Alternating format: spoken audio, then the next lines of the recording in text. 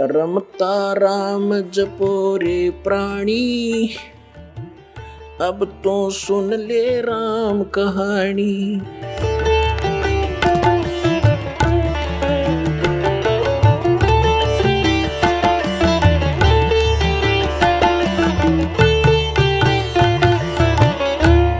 विष्णु पुराण के अंदर लिखा है कि कुछ यादव बच गए थे।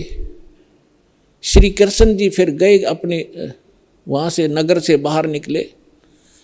उसने उस घास को पाड़ा, उसमें यह लिखा कि वो मूसल बन गए, मूसल।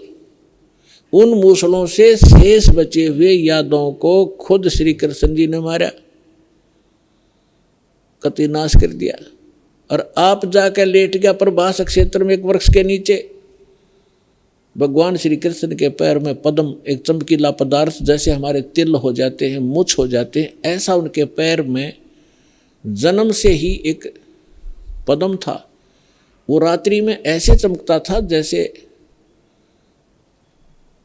50-100 वाट का बल्ब चस्या करे जगह, और दिन के अंदर भी उसकी चमक सी बनी रहती थी। तो श्री कृष्ण जी एक वृक्ष के नीचे, सारा जब उनका नाश हो लिया, रेखे को खुद मार कर शेष बच्चों को, और बैठ लेट गया उस वृक्ष के नीचे, पैर पे पैर रख के। पैर घुटने पर दूसरा पैर रखा हुआ था, पद्म वाला पैर ऊपर था, वो चिमक रहा था। और वृक्ष की जो चारों तरफ जो टहनियाँ थी झुकी हुई थी, झुरमट सी बनी हुई थी। और वो शिकारी जिसने उस कढ़ाई के कड़े का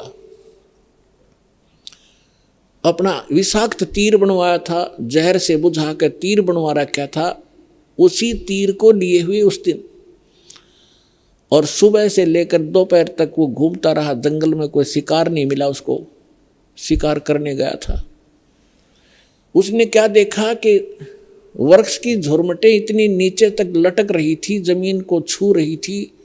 उनकी अंदर से उसने भगवान श्री कृष्ण जी के पैर के पद्म की एक चमक देखी। उसने सोचा कोई मर्ग बैठा है, हिरण, और उसकी आंख चमक रही है। यदि मैं इधर से उधर से जाऊंगा तो ये भाग जाएगा, कोई हिरण मुझे मिला नहीं है, क्यों ना यहीं से इसको मार डालूं।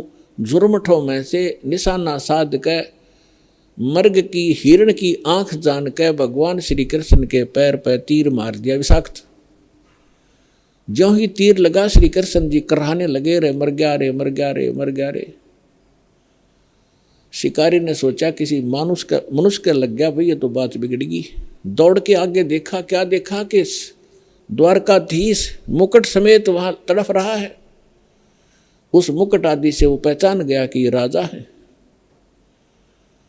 तब उसने करबद्ध होकर कहा कि भगवान मुझे गलती होगी, अनजाने में लग गया मेरी, आप तो अंतर्यामी हैं, आप सारी जानते हो, मेरी इच्छा नहीं थी आपको मारने की, मेरी कोई दुश्मनी नहीं थी आपसे, और ऐसे ऐसे मेरे से गलती होगी, मैंने आपके इस चमक को हिरण की आंख जाना।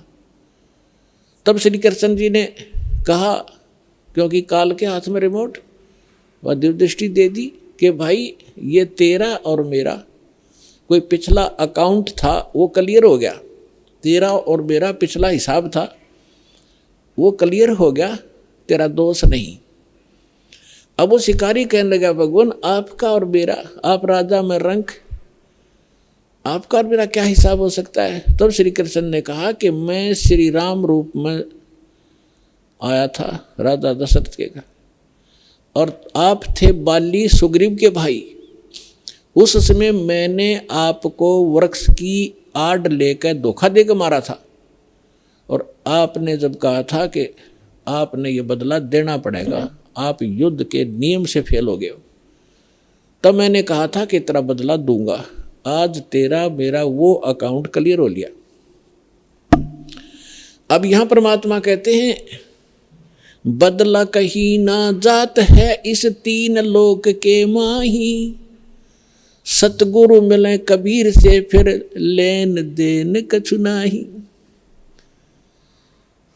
अब क्या बताते हैं कि तीन लोग के इन भगवानों ने भी अपना टिट फॉर टेट पूरा करना पड़ता है। तुम इनसे अपने संस्कार कटवाने की के लिए भक्ति कर रहे हो कि हमारा पाप कटे, हमें दुख दूर और सुख दे। ये अपने दुख नहीं दूर कर सके तुम्हारे कैसे कर देंगे, भगवान कहा करते थे कबीर जी।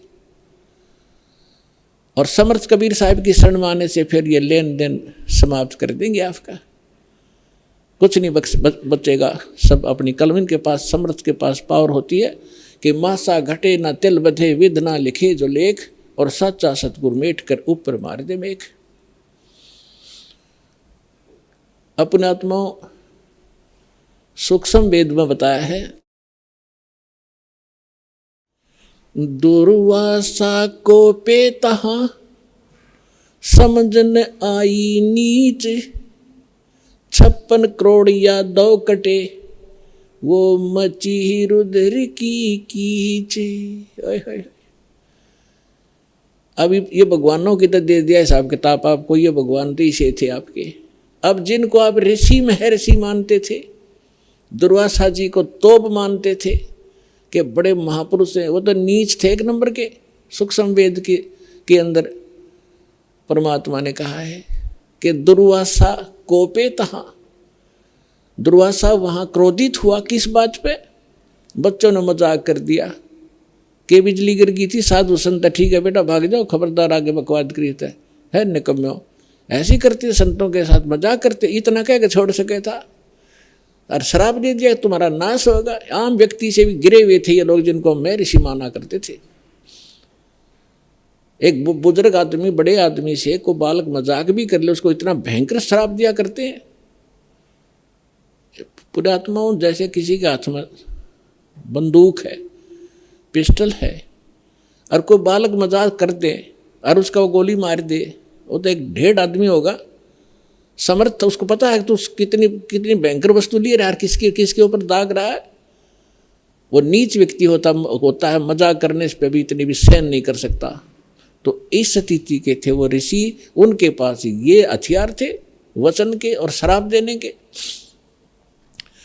तो यहाँ सूक्ष्म वेद में लिखा है कि दुर्वासा को पे तहां क्रोधित हो गए और समझ न आई नीच, ये भी नहीं सोचा तू क्या करने जा रहा है।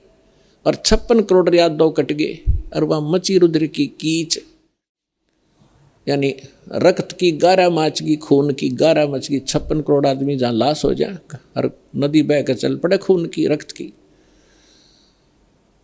तो यहाँ पुण्यात्माओं, ना तो ये भगवान समर्थ जिनको हम पूजा करते, ना ये ऋषि एक अन्य के जिनको ज्ञान ही नहीं था, इनको ये नहीं पता भगवान कौन है। अब ये भगवान के लिए निकले थे घर से, साधना करेंगे, भक्ति करेंगे। अंगारों से शीतलता की खोज करने लगे, अंगारों पर चलने के अभ्यस्त हो गए।